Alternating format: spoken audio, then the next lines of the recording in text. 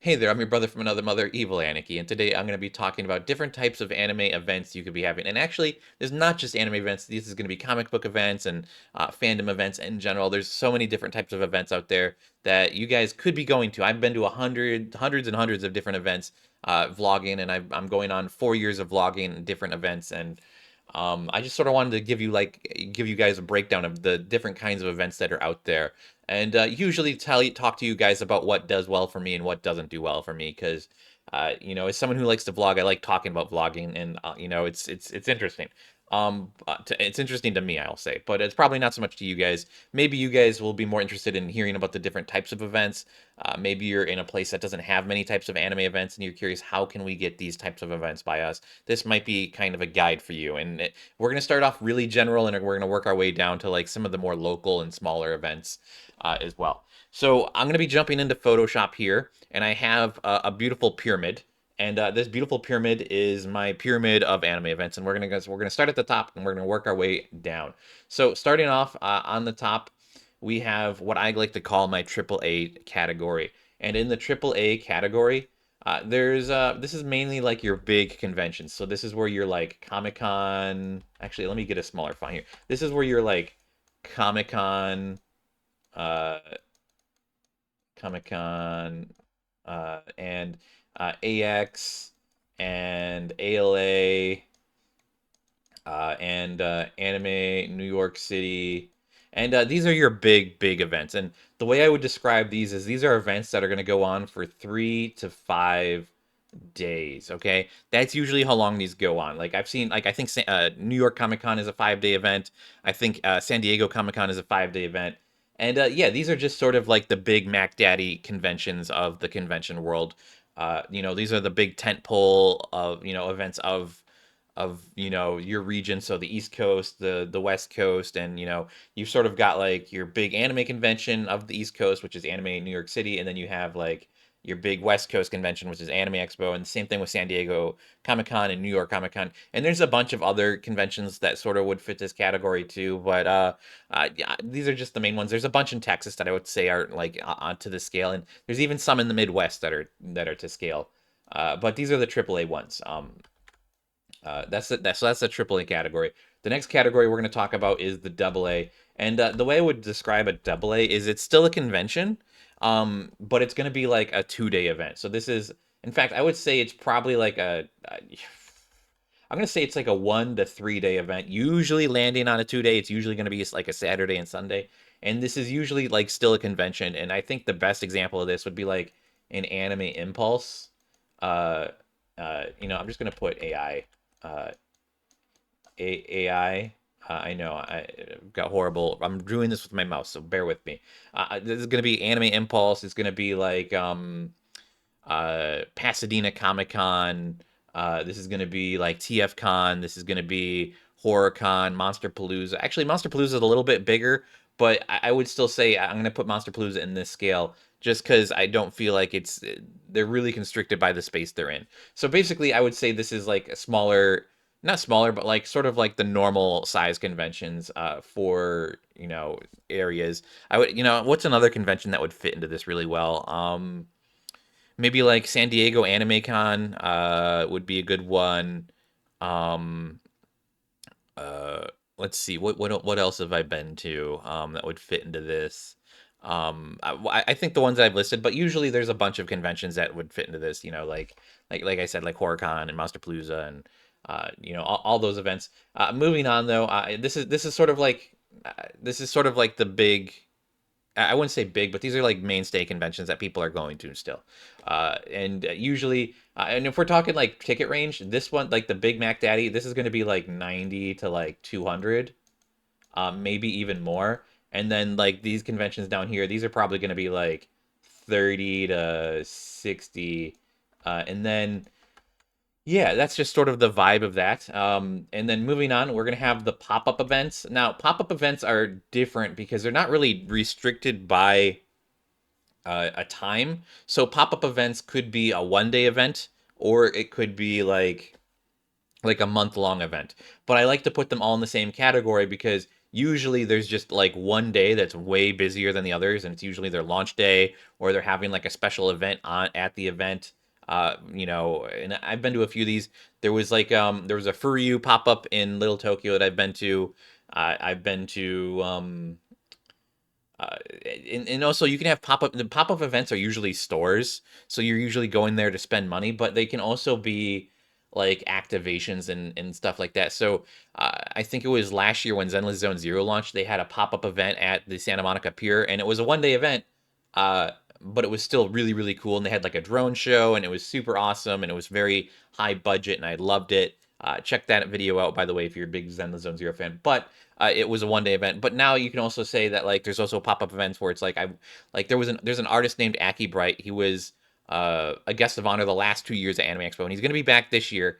But he had a pop up store in Hollywood, and I went to that, and I did a video on that. And I think the pop up store was only around for a weekend. And Yeah, that's another type of a pop up event. But you're also going to see like pop up events in like Little Tokyo is just really big with pop up events, and usually there's like a space there they have like, so right now they have a Sega pop-up going on for like about a month, but previously they've had I think they've had like Square Enix, and they had the Furyu one, and I don't even know all of the ones that they've had so many, it's so hard to keep track of them. They also do a lot of VTuber events there, like VTuber pop-up idol type up VTuber slash idol pop-up type shows. Those are a little bit different because you're not really spending anything, but it's more like a fun, yeah, yeah, you're cheering and stuff. Idols wear me out. I'm not gonna lie. But yeah, pop-up events, you're usually spending stuff, or you're getting stuff for free, or it's like there's photo opportunity. It's usually marketing. It's mostly marketing. And there's no time constraint, so it could be 1 day to 30 days. Usually I don't think I've seen any pop-ups go past 30 days. And usually if it does go past 30 days, the store will make an announcement. Oh, we're now an official permanent store. And I think this did happen once, because here in Little Tokyo, in LA, in Little Tokyo, we have a Gashapon store, and it was only supposed to be there for a certain amount of time, and then they ended up saying like, "Oh, we did so well, it's just going to be a permanent store now," and then it became a permanent store. Yeah, but that's usually it's usually like the 1 to 30 days, and this can be like, again, so many different types of events.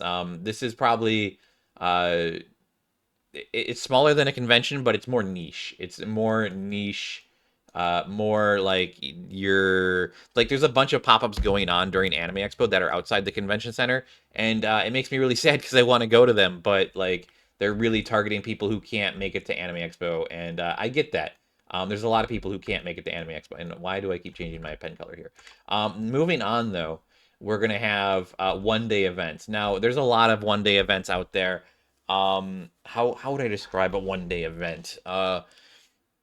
So I know I said Anime Pasadena probably fits into like a double A comic convention, but it is a one-day event, and so I would consider that. One-day events are like I'd say like a lot of the idol events tend to be one-day events. Like they usually have like a one-day event, and usually one-day events also are like a store opening. Like there's a new grand store opening, and this is the one-day event at that store, or um uh usually it follows that category. I'm trying to think if there's any other like one-day events that I've been to that okay, so a good one for this would be like Annie Marketplace. It's not really a double A convention because it's kind of like a smaller event, and I've done a video on Annie Marketplace before, check it out, but it is still like a convention, and it's just a one-day event, and it's much smaller than Anime Pasadena, not Anime Pasadena, than Pasadena Comic Con. Anime Pasadena would probably be a double A as well, because that one's a 2 day event, and I would love to see it go to a 3 day event, maybe even a 4 day event,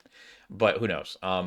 But yeah, 1 day events usually it's like a smaller event. So I've been to a bunch of those. On my channel, I think I did like Otaku Night. I used to go to a lot of these. I will say, out of all of the videos I do, AAA conventions usually get me the most views, and they do well, and there's a lot of discussion from around the world. Double A events usually like people will be like, "Oh wow, that's really cool. I wish I could have gone to that." And not everyone goes to these. Especially even in my own like circle of friends, there's like I'm still since I go to a lot of conventions. Not everyone goes to as many conventions as me.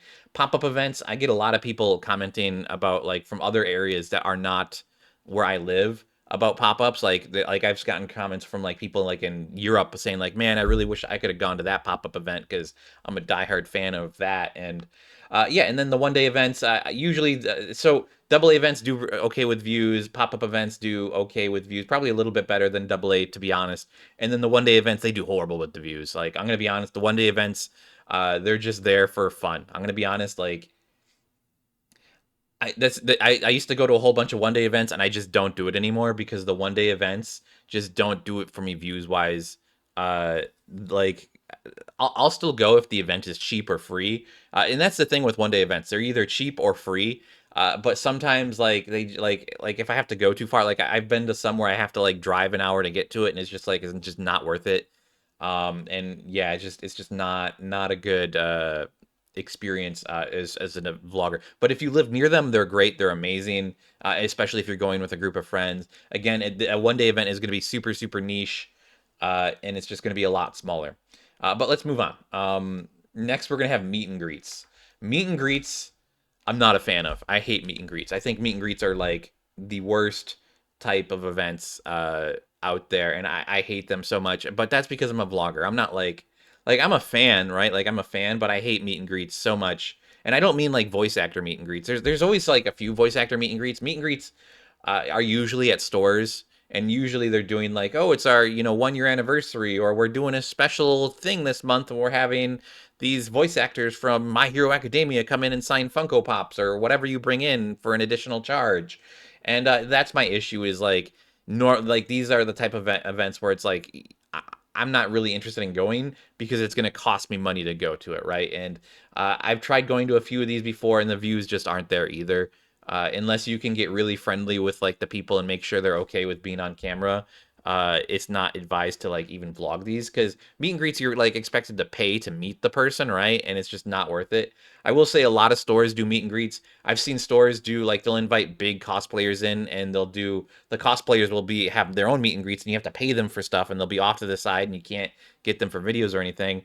But then there's also like events where like stores will bring in some cosplayers to just be at the event and that's like a meet and greet that's like free. And I like those a lot more because usually like I hate when I really I would imagine that those stores that are bringing them in and the cosplayers are just getting to do whatever they want to do for free, and like they're just able to talk to whoever and take whatever videos for free. Usually the store I would imagine the store is either paying them or they're just not a big enough cosplayer that they can demand that they have to sell their stuff at the event. I hate when they have to like sell their meet and greet stuff. I wish the store would just cover that. I mean, like if I'm there to meet a cosplay, like a specific cosplayer, and it's like I'd really like to get a video of them, but because they're like too busy signing autographs and Polaroids and stuff, I just it's just an awkward experience. Like I don't know, I got beef with like meet and greets, but meet and greets usually are like a 1 or 2 day event. Usually it's a 1 day event. I will say, and usually it's like half a day. Not my favorite. Views wise, again, don't do well. But moving on, we have food collabs. Food collabs are another thing that's not like time locked. So food collabs are like the official collaboration. So some good examples of this are the Nikkei Boba event that I went to last year. Another one would be um, the Zenless Zone Zero collab that's going on in Little Tokyo right now. So Beard Papa's is doing a Zenless Zone Zero collab, and it's not. And the reason I call it food instead of like a cup sleeve because the Nikkei event I went to was a cup sleeve event, but it was a big cup sleeve event. The Zenless Zone Zero Beard Papa's one, I would say it's comparable to a cup sleeve event, but it's not. But they're cream puffs, so it's not drinks. But then there's also like a chain of events going on in Little Tokyo where if you spend a certain amount at different stores, you get like a grand prize from like a local store. And that's kind of a rare thing. I don't think I've really seen other stores do that here in LA. So it's kind of a new thing. And I really like that they're doing it. I hope they do more of that. But there is a lot of different food collabs, like for example, the Beard Papa's collab. The actual acrylics that you can get from the Beard Papa's collab, and this is what actually turned me off. I was gonna go film the Beard Papa collab, but what turned me off of it was that the acrylics you can get from the collaboration are reused assets. So they just swap out like the items in their hands. And so for the Beard Papas, they're holding the Beard Papa items, but like they reuse that stuff for they did like a pizza collab and a tea shop collab, and it's just the same art of Bernice and Anby, but it's just They're holding different props, and that's what really turned me off is that it was reused art. If it wasn't reused art, I probably would have been all in on it. Um, but yeah, and that's sort of like food collabs. They're sort of a little bit generic. They can be generic, but they're usually trying to like and honestly, for most of these, gotcha games or artists are specifically the ones who are doing a lot of uh these types of events. You don't really see anime doing their own pop-ups anymore. Um, Sometimes you'll see like a One Piece pop up or like a Dragon Ball Z pop up, but really you don't really see anime doing like a pop up specific as much. I feel like sometimes you'll see it in like New York or maybe in LA, but it's rare. In fact, the Beard Papas collab, I think Beard Papas is throughout a couple different states. I think there's one in Texas and but also like I did a video on the Wuthering Waves collab with Sunright. That's also in Texas and Seattle and it's all over, so it's not just LA. And that's what I like about these food collabs is if it's like a smaller food chain for like boba drinks or for like food that usually can be like across a bunch of states, and it's just an interesting experience overall, which I really like.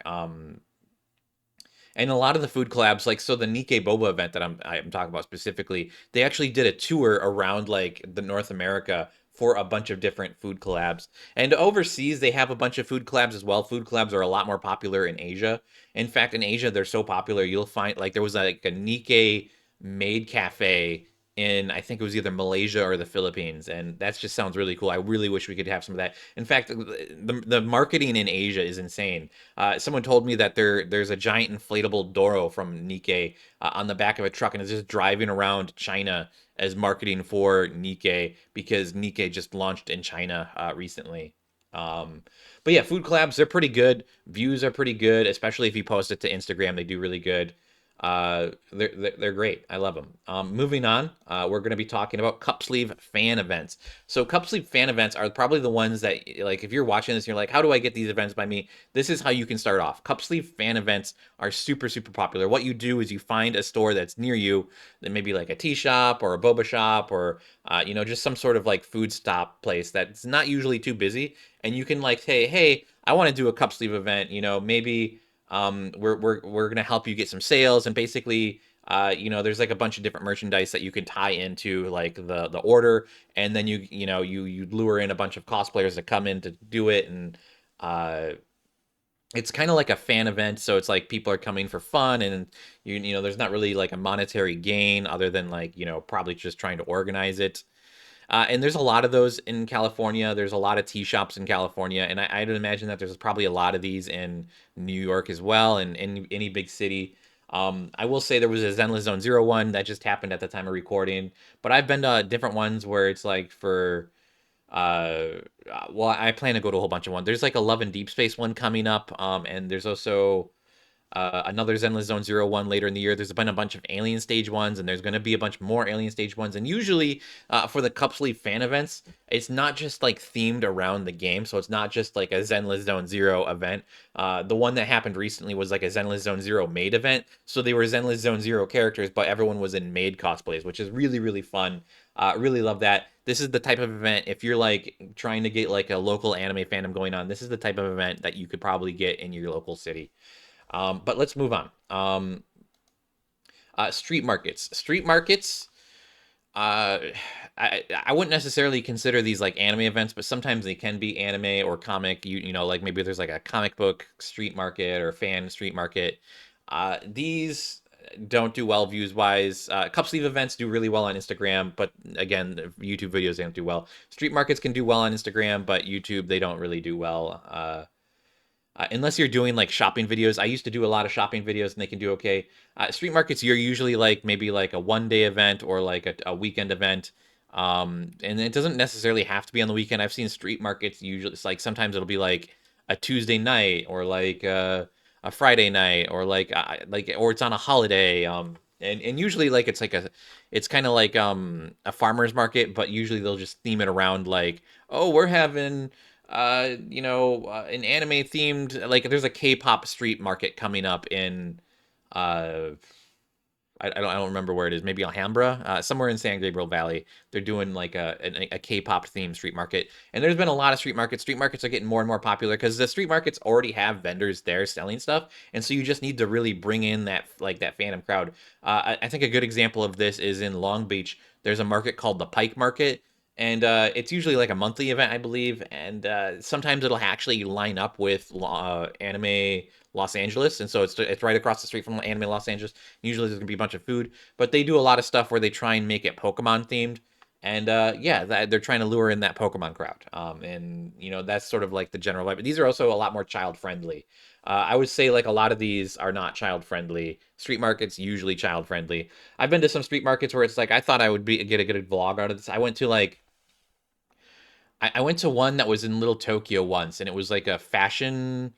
It was marketed as like a Japanese fashion nerdy event, and I got there, and it was like there wasn't really any anime like swag shirts like to buy, and it was like mainly just like clothes like California style clothing. I was just like, I don't need a shirt with Tweety Bird on it. I don't want Looney Tunes. I don't want, like I don't need this kind of stuff. I came to Little Tokyo to buy something that's Little Tokyo-esque. And why, like, I don't there's a lot of events that happen in Little Tokyo, and it doesn't really make sense why some of them are even in Little Tokyo when they could be in other parts of the city doing the same exact thing. It just like when you say Little Tokyo, I'm gonna instantly think Japanese anime, and then you get there and it's like a fashion event, and it's just nothing to do with anything within the surrounding neighborhood, and I just don't get it. But let's move on to the last one of my little pyramid here, and that is a swap meet. Swap meets are different. So there's a few swap meets here in California. There is an anime swap meet. I forget the name of it, but it's by the same people who do Anime Marketplace, and it's kind of infrequent. I don't they don't It's not really like a consistent one. And I went to it once. I did a video on it. I think it's called Used Weeb Goods. It did okay. People were interested in my title for it. It's interesting buying like other people's old anime goods. I will say a lot of bigger conventions, like a lot of AAA conventions, usually have like a swap meet in correspondence with it. And I've also seen some cosplay swap meets that have been popping up in Orange County area. I'm not a cosplayer, so it didn't really interest me, but it's interesting to see people do this, and I really think swap meets are like a good way, especially right now with the economy how it is. Like swap meets are a great way to like exchange goods and maybe trade or barter, and it's just interesting in general. But swap meets, like for instance, at larger conventions, I don't know about all of them, but I do know for ALA there is a swap meet at ALA. In fact, I think there's two swap meets at ALA. So ALA is a 4-day con. It's usually Thursday, Friday, Saturday, and Sunday. And on Thursday, Friday, they usually have a swap meet. Uh, and it's very, very popular. It's a little smaller, but it gets really, really crowded. And it's a great place to like buy some lecherous goods, I will say. There's some great deals there as well. But yeah, this has been my food chart. Let me know what you think of all these events and which ones interest you the most. There's more events other than this, there's a lot of like mobile games that do event activations around the city, and sometimes they'll be exclusive and they won't tell anyone about them. Like Stranova did some launch events and I didn't know about it. But I've also been to like some events. I went to a Call of Duty Black Ops event, but that was an invite only one. And there's just a whole bunch of events like that. Usually, once you become a creator or something like that, or like a content creator, like if you have a big, I don't even have a big following on social media, but if you have a big following on social media, you can get a ton of free stuff from like people just inviting you to go to do things like come to this event and host this event, and just be there, take photos, tweet about it, because they just want people to have following, to share it out. And that's the thing, like a lot of conventions and almost all of these events, I'm going to be real with you, all of these events, even if they're like paid events, the people who are doing this, they're doing this as marketing, right? They don't necessarily care about the sales. Like for example, Show and Jump and Sega are doing pop-ups during Anime Expo. I guarantee you Show and Jump doesn't care about the sales at their pop-up during Anime Expo. It's a 4-day pop-up. They're not going to make much money. They care about the people going there and like tweeting about it and posting about it and making the videos about it. And same thing with Sega. Sega's going to be having a food truck, and they're probably paying a lot of money for this food truck. It's going to be Yakuza themed, by the way. And they're probably paying a lot of money for this food truck to come out and do its thing. And I'm gonna be honest, they probably don't care about as much money as like a profit to be made from the food truck. They probably care about the marketing that that food truck is gonna provide, because they're probably gonna invite some influencers to come out to that food truck and just check it out. Yeah. But that's been my list of anime events. Um, oh, and the reason I'm saying this is because a lot of times, like, you can get, like, if you're a creator, they'll just invite you out for free. But this is, I'm done rambling. This has been my list of anime events, and sort of my dissection of this whole thing. I don't know if this helps anyone. I sort of wanted to talk about this because I think it's interesting. I love talking about events, and marketing and all that jazz. And yeah, I thought I'd share it out and give my two cents on that. Let me know down in the comments below which events you like the most. I really think pop-ups are one of my favorite. I love pop-ups because they're kind of exclusive and they do well in views, but also it's just they're interesting. Like they usually have they usually have a niche, but they also have like some type of hook to lure you into the event, and that's what I really like about them. But that's it for today. Be sure to like and subscribe, and I'll catch you in the next one. Bye bye.